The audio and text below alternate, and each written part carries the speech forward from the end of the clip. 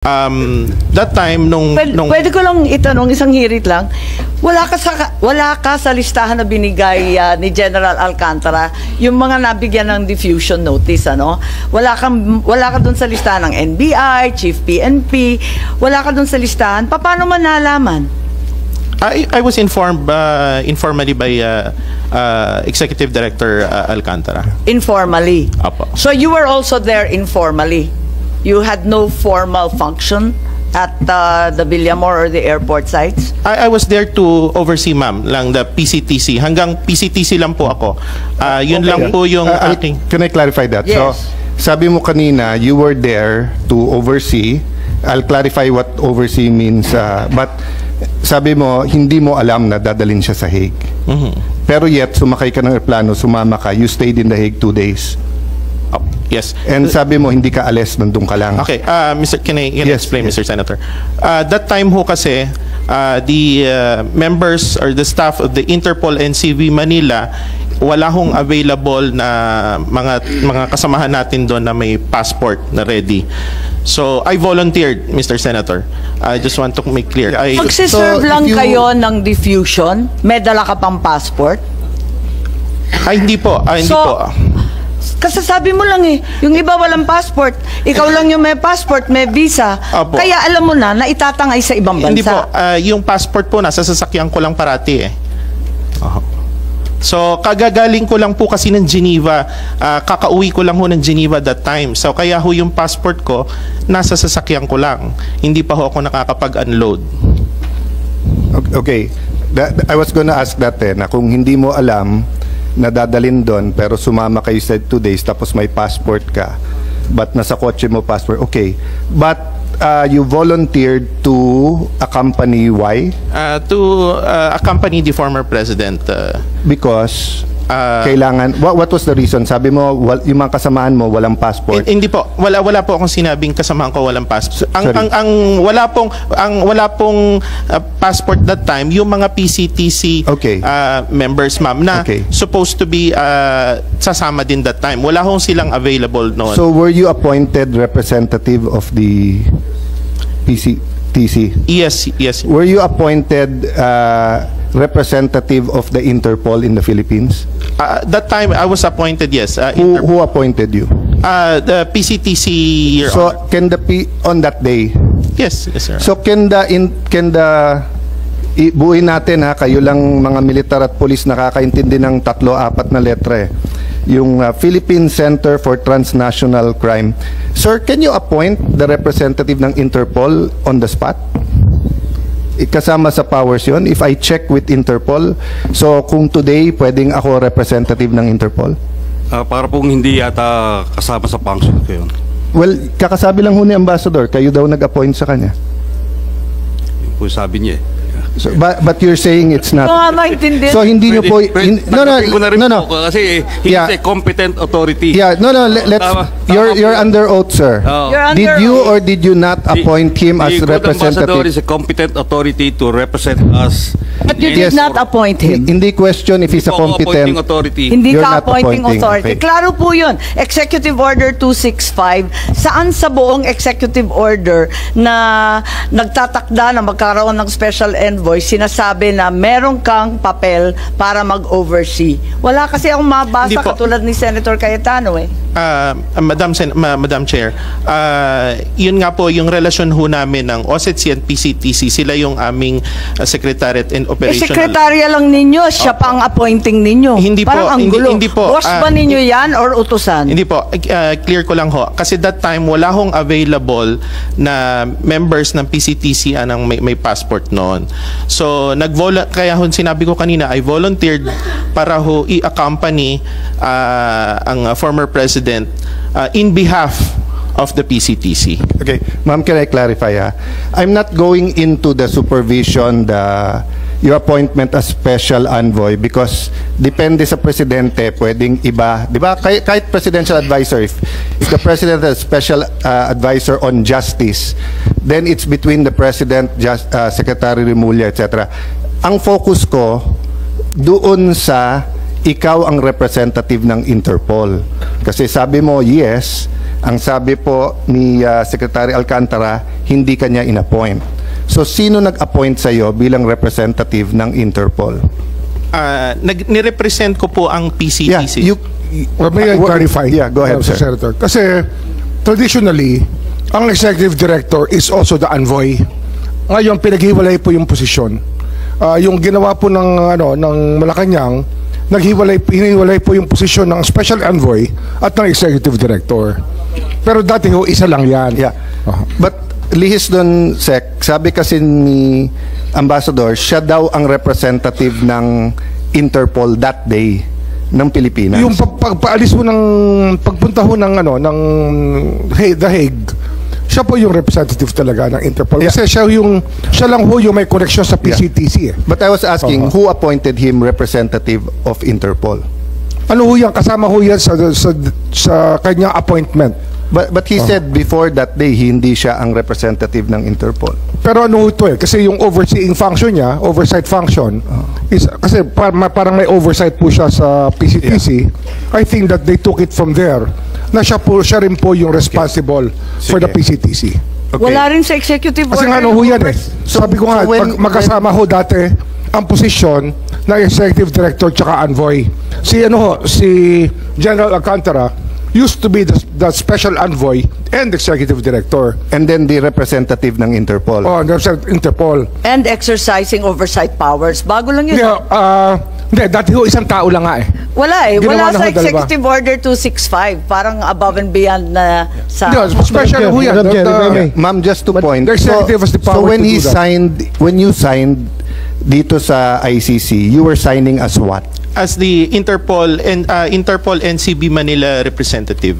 Your Ang nakalagay po dito, you're signing as in behalf of the Republic of the Philippines, not as Interpol. Kasi po nung that time, yung representative ng ICC na kausap ko, naka-print na po yung so, government. So, sir, but it are was- you a college graduate? Yes, sir. No. Any college graduate, pag pinapirma ka tapos mali, kahit printed, you'd cross it out. Then you would put, so pag nakalagay doon, Alang Cayetano, congressman, pipirma ko o i-cross out ko yung congressman, lalagay ko senator. Kung nakalagay doon, Alang Cayetano, single, may asawa na ako, hindi ako papagalitan ng asawa ko, kung hindi ko i-cross out, lalagay ko doon na Di ba? So wag tayo magpilosopohan dito. So, why did you sign in behalf of the Philippine government if you weren't representing the government and you were representing Interpol? Medyo mataas na ho kasi yung pagod na din kami. Tapos ang request ng ICC staff that time nagre-request sila na kunin na ng medical team. Hindi ho kasi ma-perform yung medical assistance to the former president Yun ho yung dahilan yan. Ang dahilan, pagod kayo? Hindi po, nagkakagulo na din ho nun. Mataas na din po yung sitwasyon. Pakisabi ng totoo. Opo, We are ma'am. all under oath. Yes, ma'am. Ang mataas na rin. Paliwanag mong maigi. Representative ka ba ng Pilipinas or representative ng Interpol? Pipili ka lang. Nirepresent ko po ang Interpol NCB Manila. So mali itong papel na to. Sabihin mo sa akin. Yun hong... Kasi nag-iiba. Isa sinungaling, isa totoo. Yun ang clear ho sa ICC. Pwede kong linawin lang. Hindi, siguro hayaan muna natin. Hayaan natin na ipaliwanag. Alam naman niya Alam ho kasi malinaw ho sa pag-uusap namin ng ICC staff na I represent the Interpol NCB Manila. Pero hindi maliwanag dito sa nakasulat. Government of the Republic of the Philippines. It's part of the government, ma'am. I'm sorry. Hindi, Interpol Sabi niya, nandun siya bilang Interpol Ma'am, Madam Chair, yung Interpol po kasi, the Interpol NCB Manila, it's under the Philippine government. Sorry, Mama. Kasi if that's your interpretation, then the government cooperated with ICC. In the surrender. No, I'm not trying to trap you. I'm trying to understand. Kasi nga, when you do something, you can do it in different capacities. So, international organization, yon. So, for example, Sarah here was the regional director for the International Organization on Migration, but she's a Filipino. No, if she was special envoy noon, she has to say which one. Kasi one is a UN body, or at least a UN recognized organization. The other one is Philippine government. So, di ba, hindi pwedeng you're signing. Ang problema kasi yung sabi mo, malinaw sa ICC at malinaw sa akin, Interpol. Pero ang pirma mo, in behalf of the government. Kasi ang masusunod yung dokumentong pinirma mo, hindi yung intention nyo eh. Di ba? So, kung ang sabi natin, listo, naintindihan ko, pinirmahan natin sale. O pagdating sa korte, ano unang impression mo? It's a sale. Opo. Because yun ang pinirmahan nyo. Diba? So kaya nga pagdating dito, there are many other questions like yung sinabi ko sa inyong number 8, which is, was he brought, did the person receive legal assistance during national proceeding? Ikaw nagsabing he received legal assistance during national proceeding. What was that proceeding? No, Your Honor, Mr. Ambassador, Senator. ang dami-dami mong pinirmahan dito tungkol sa doktor, tungkol sa immediate family, tungkol sa legal counsel. Lahat to sinang-ayunan mo. Lahat ito hindi totoo. Hindi po. Kasi pagod na po kayo. Hindi po. Kung maaari ho, ma-explain ko. Una ho, yung tinatanong nyo regarding ho dun sa... Kasi that time, I was waiting for the official certification from the Department of Justice.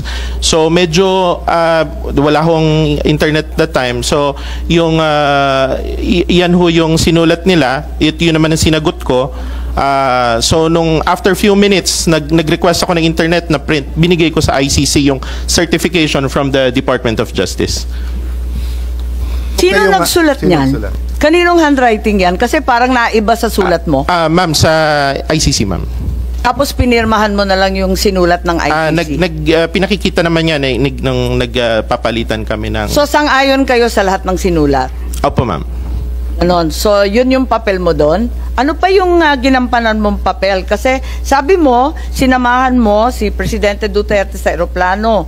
Pagkatapos, nung sinorender mo na at yan ang pinirmahan mo bilang kinatawan ng ating pamahalaan, ano pa yung iba pang papel mo? Ano pang ginampanan mong papel? Wala na po, ma'am. Pero nagdalawang araw ka pa ron eh. Hindi po, ma'am.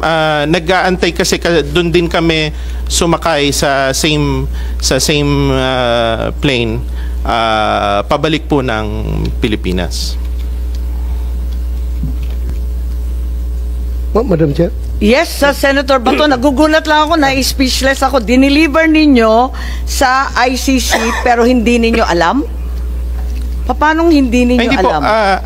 Alam po namin, ma'am, regarding dun sa ICC. Ang hindi ko po, balikan ko ho yung unang pag-uusap, kaya hindi alam. Nung unang pagdating sa airport, totally wala po akong alam nung pagdating ko sa airport. Naiya. Sa Naiya. Opo. Madam Chair. Yes, Senator Bato. Pwede mo laman, Ambassador, kung kailan ka appoint as special envoy against national crime? July 2024, Mr. Senator. Alam ninyo, gusto ko lang tignan yung pinirmahan mo kasi maraming kabulastugan dito. Hindi ko maintindihan. Yung number 8, kung maipakita sa screen.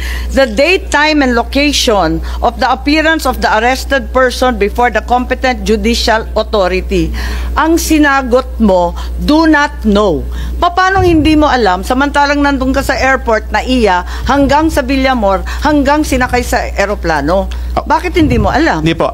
Yung number 8 po, that time, kagaya ho ng sinabi ko kanina, I'm just waiting for the certification from Department of Justice. Yung certification dumating pa ng March 12 eh. Hindi po. Na dumating po on the same day, siguro 10 minutes. Pwede ninyong pakita sa amin kasi yung certification na binigay ng DOJ sa amin March 12 ang nakasulat. Yun po yung certification na binigay ko po. Yung date lang po, siguro kasi that was March 11. Pero yung... date, time, and location. Opo. Yung certification ho na yon, na-send ho sa akin nung nandun kami mismo, nasa eroplano pa, ng paglapag ho namin sa Hague. At sinabi dito, before the competent National Judicial Authority. So, ibig sabihin, Pilipino. Husgadong Pilipino, tama ba? Judicial Authority. Hindi mo rin alam? Kasi sabi dito, do not know eh. Ayun po yung sinagot ko kasi I was waiting that time. Paano hindi mo alam eh? Alam mo, mula nung dumating na talaga naman hindi pinayagan makita yung abogado, hindi pinayagan pumunta sa Pilipinong husgado, hindi pinayagan lumabas. Bakit mo sinasabing do not know? Nandun ka, nakababad ka, hanggang sa Hague, nandun ka eh. Ma'am, that time na nandun po yung mga abogado niya. In fact, 3 po yung abogado. Hindi, walang abogadong sinasabi sa number 8 na pinirmahan mo before the competent National Judicial Authority. Ang sinabi mo, hindi mo alam. So, yun ho kasing certification, yung details, nandun po sa DOJ certification. Yun ho yung inaantay ko that time. Medyo nagkaroon lang ho ng delay nung sa pagpasok kasi sa problema ho sa internet. Ano? Kailan dumating yung DOJ certification? On the same day po, nung nasa aeroplano kami. Before? Iyan po, after po ng sign, kasi hindi ho makapasok. December 12 ha, ang nakadate. Parang nagugulat ako. March. Opo. Tataranta ako, nagugulat. Hindi po ma'am, Madam Chair. Pumasok po yung certification on the same day. Medyo nagkaroon lang. Hindi, March 12 ang nakasabi. Paano mo natanggap? Excuse me, yung nagko-coach, nahihirapan po kami. Ma'am, I think the best person to answer that would be Abogado po the kayo? person who issued the certification is here. Yes, I think Prosecutor Fadulion, we're referring to the same certification of March 12. Is that correct? That is correct, Madam Chair. And it was sent to Ambassador Lacanilao when and where? If I may just be allowed to explain, ma'am, the certification that is in the possession of the committee chair is a certification which indicated that the arrest was made on March 12, 2025. That's correct. This certification was issued the day after the arrest. This would be March 12 also, 2025. So are you saying may mas maaga pang certification na siya lang ang nakakaalam? No, ma'am. This certification was the one which was prepared as per instructions to me by the OIC Secretary of Justice because it was needed by Ambassador Lacanilao the moment that he reaches The Hague. So this was prepared on that day, and if I may point... That day being... March 12. March 12? March 12. So hindi pa rin tumutugma yung oras? Yes, ma'am. May konti hong inadvertence dito kasi the date March 12 here refers to the time of the arrest when in fact the arrest was actually March 11, 2025 at approximately 11:44. So hinabol lang ninyo yung certification after the fact? No, ma'am. This was the first certification that was issued because this was the one that was needed by Ambassador Lacanilao. We corrected this after you pointed it out that when we reviewed it again and we saw that the date indicated for the arrest was March 12 instead of March 11. And Ambassador Lacanilao received it on March 12, March 11, in Villamor, in Dubai, in The Hague. As far as I know, Madam Chair, the certification that I prepared on March 12 was forwarded to the Office of Undersecretary T, our OIC Secretary of Justice. It was he who made the arrangements for the transmittal to Ambassador Lacanilao. Thank you, Prosecutor. When did you send it to him and what did it say? Because we have no copies. We sent it, this certification was prepared in the afternoon of March 12, 2025, and it was sent to... March 12? Yes, ma'am. Pero sinuko na si Pangulong Duterte ng mas maaga? He was actually transported around midnight, if I'm not mistaken, of March 11, ma'am.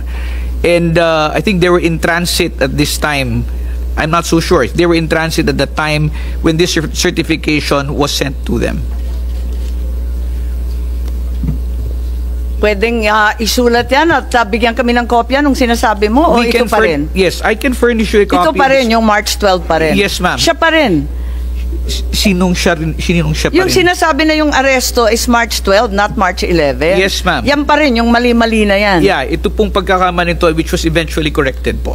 Opo. Okay, we'll go back to that later. But Ambassador, when did you receive this? Yung time ho na pagdating namin ng Hague, dumating yung ICC representative, hindi ho kasi pumapasok mabuti yung messages namin with USEC-T dahil mahina ho yung net namin doon. But after 10 minutes na ma-sign po ma-answer yung number 8 question, nakuha ko na. So I immediately sent the copy to the ICC representative. Yung mali na March 12. Tama? Mali eh. Yung kopya pong galing sa Department of Justice that time. Pero walang nakasabi doon sa certification, kahit tanggapin ko na nagkamali, nagtypo sa date. Ang problema, wala naman sinasabi that he was delivered to a competent judicial authority, to which you signed. Sabi mo, talagang na-deliver to a national competent judicial authority. Pinirmahan mo competent national judicial authority. Ma'am, may I? Yes po. Kasi kagaya ho na sinabi ni Justice Ascuna kanina, Oo. sa sistema kasi ng ICC, ang prosecution po ay kasama sa korte. It's part of the court. Kaya yun po yung lumalabas kasi nga like the Prosecutor General is competent judicial authority in the understanding of the ICC. Secretary Remulla, it's very, very clear. Competent national judicial authority. There's nothing mysterious or equivocal about the sentence. Yung nga ho yun eh. National po. Yun yung National, equivalent ibig sabihin kasi. Pilipino po. Yung equivalency po. Ang sinabi siguro ng ICC sa kanya, prosecutor. Prosecutor certification. I don't really know their conversation. But yun lumalabas. Kasi nga, hindi na matatanggapin ng ICC yan kung hindi na-issue ng prosecutor yan eh. Kasi under their system, ang prosecutor is part of the court. Parang nakakatuwa naman yung sagot na yan. Pero sige na lang. Ambassador Lacanilaw, number 10, did the arrested person receive legal assistance during national proceedings? Pinirmahan rin ninyo yan. He received legal assistance during national proceedings. Anong national proceedings ang tinutukoy ninyo? Hindi nga dinala sa husgado. Doon lang kayo sa airport, sabi ninyo. Ma'am, kaya ko yung sagot ko dyan ay I do not know. Kaya Hindi, walang do not know sa number 10. Sa number 10, sinabi mo, yes, he received legal assistance during national proceedings. Okay, legal assistance baka naman kabulastugan lahat ma'am, ito. Legal assistance kasi po that time ang pagkakaintindi ko kasi nandoon yung tatlong lawyers niya. Sinong tatlo? Former ES Mijaldea, his wife, and Attorney Delgra. Madam Chair, Legal assistance during national proceeding. May national proceedings ba doon sa Villamor na sinasakop yung tatlong abogadong sinasabi mo? Legal assistance and serving of warrant. Ang nakasabi dito, did the arrested person receive legal assistance? Basahin po ninyo, nandyan. During national proceedings. He received legal assistance during national proceedings. Ang sabi po ninyo. Service of warrant, ma'am. National proceedings. Yes, ma'am. Yan ang Service of warrant, pagkaintindi mo. Yes, Senator Bato, please. ibig mong sabihin, you want to impress upon us that yung service of warrant is a national proceedings? Yan yung gusto kong Ma'am, that's an extradition form kasi. Sir, Yes, it's sir. an extradition form. Ang lumalabas kasi rito, case of first impression din po sa ICC na may nag-surrender po sa kanilang tao. Hindi pa ho nangyayari to eh. I think it's something that even the ICC tama ka sir, tama ka ha. Pero know how to react to it. Balikan ko lang yung nakasulat. Natanggal, nawala. Ibalik mo nga. Ibalik mo. O very clear man ito, Ambassador. Did the arrested person receive legal assistance during national proceeding? Ang sagot mo, he received legal assistance during national proceedings. So ibig mo sabihin, yung national proceedings na sasabi mo dito, yung pag-serve ng warrant? Serve ng warrant and also legal assistance kasi kasama ho niya yung tatlong abogado niya. Ay, ganon. Pati yung competent national judicial authority, si General Torre na lang yon. Wala ho Kasi kasing sino ba formal yun? And then may right? liwanag Competent National Judicial Authority. Sino naman yun? Wala naman doon kundi police. Madam Chair, may I? Ano ho kasi, yung lumalabas ho kasi rito, talagang even the ICC, the form they use is for extradition purposes. Makikita po naman judicial authority, kasi yun ho talaga experience nating lahat. This is the first time na may nag-surrender po sa kanila. Then they don't even know our domestic law. Kaya po, this is a way to bash things up. Kaya nga nung nag-require ng certification, umubra po yung certification ng Department of Justice, ng Prosecutor General, kasi yun po yung understanding nila ng situation. Pero this is an extradition form, kaya ang mga tanong po dyan is for extradition, not for surrender. Pero kung extradition yung form mismo ng ICC, dapat nasundan yung extradition na process. May Competent National Judicial Authority. Mismo yung ICC, inaalma pala na hindi ito extradition. Madam Chair. Yes, Senator Cayetano. Just some points. I understand, SOJ, where you're going, but ang problem ko kasi yung pumirma yung representative supposedly ng bansa. Kasi from the start, information on the surrender and transfer yung title nung form. But as you said, kasi extradition is a form of surrendering, di ba? Pero hindi yun ang sinunod natin. So ang understanding ko kasi, very strict din yung ICC sa human rights. Kasi precisely nga, it's a court that based everything on human rights. So they want to make sure with the form that we followed human rights. Okay. So dun sa number 10, personally, I'm not committing the committee. Personally, I can understand that the service of the warrant is part of the national proceeding. But when you signed, kasi when the ambassador signed his name and ang nakalagay, he received legal assistance during national proceeding, it gives the impression that there was more than just the service of the warrant.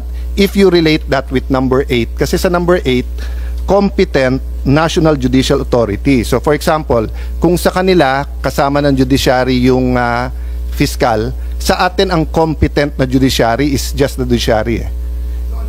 Mr. Senator, kasi nga yung questions in the form refer to a case of extradition. Yes. Case of first impression nga to, Yes. even to the ICC, even to the Philippine government, to the Executive Department, to the Senate, to the Supreme Yeah. Court. This is a case of first Yes. impression. And Kahit assuming na, lalo na kung first impression, di ba dapat linagay na lang I do not know doon Yeah. sa ibang question. Madam- Sinagot niya, no, I do not know. Bakit dito buong ningning siya sumagot? yeah. Can I pursue that? So assuming, Mr. Secretary, that I will hook, line, and sinker agree with you, yun ang point ko, di ba? That a representative of the Philippine government should not just sign. He should have noted there, surrender to, not applicable, etc. Because nga, ang titignan naman yung dokumento, hindi yung paliwanag. But I have one more question, and ma'am, payagan nyo itulay ko rin to kay General Torre. Sir, pakinggan nyo yung question ko kay Ambassador kasi baka may link to sa isang tanong ko sa inyo. Ambassador, if you go one by one sa questions, it seems to me the ICC wants to make sure na nasunod yung due process at saka human rights ng akusado at ng inaresto. In your view, meron po bang violation ng batas sa pag-arrest or pag-detain ni former President Duterte? Wala po. So wala. Opo. So wala. And you know our law, so walang violation. Opo, opo. Okay. How about